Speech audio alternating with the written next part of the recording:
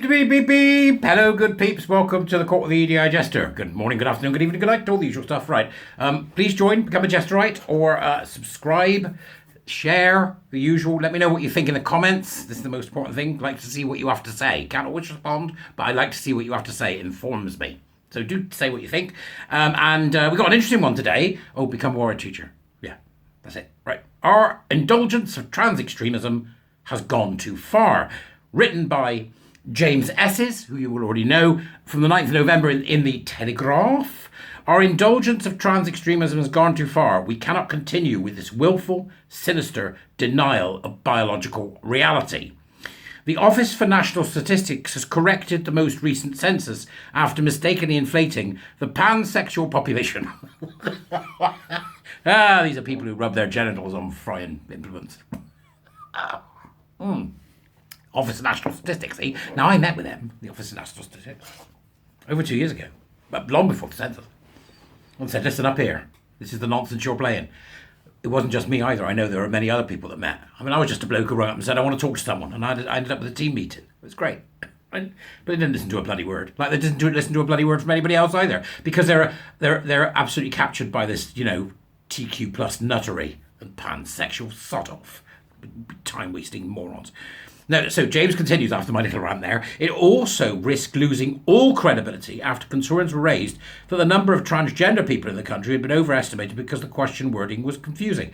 I can tell you now with absolute certainty the number of transgender people in the country is 0. Might have got some transsexuals, a few AGP fetishists, paraphiliacs, but there's no transgender people. Only confused morons. Right.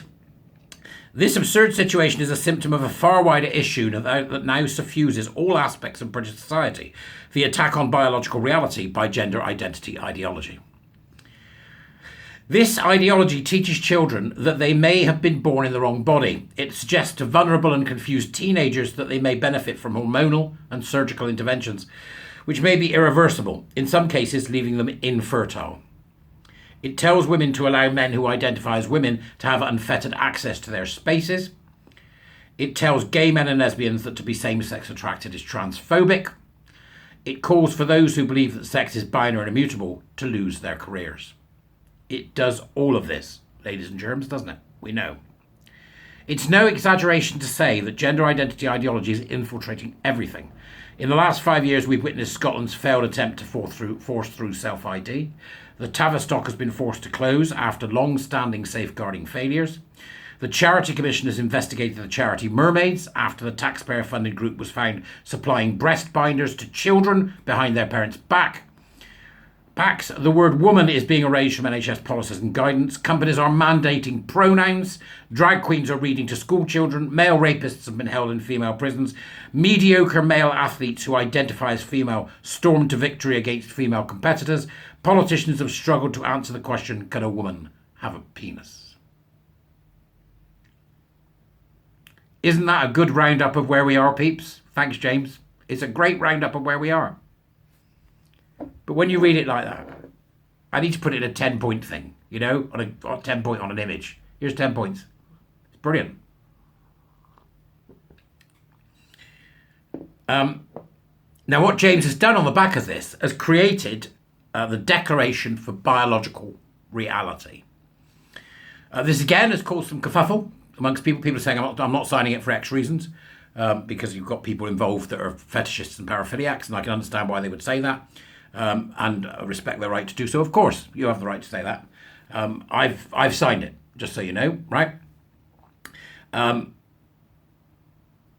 This Declaration for Biological Reality is quite important. So I'll find the link and put it in the thing so you can sign it or not, depending on what you feel, and have your say.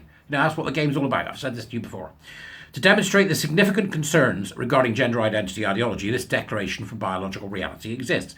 To give members of the public a chance to have their voices heard, to explicitly acknowledge that whether it's child safeguarding, women's rights, LGBT rights, or freedom of speech, we all have skin in this game. We certainly do. Sometimes it's difficult for the public to understand that, you can keep quiet about it if you want to, but it won't help you, because it's not going away. It's an encroachment upon our way of living, and it's going to come to you sooner or later, right? In other words, sooner or later, somebody's going to throw a crisp packet in your garden. And that's what it'll take, Crisp packets. Something weird just popped into my head. Does anybody remember when they were younger putting crisp packets in ovens and shrinking them to make them smaller so you could make a key ring? Or is it just me? Is that a mad jester dream? It might be.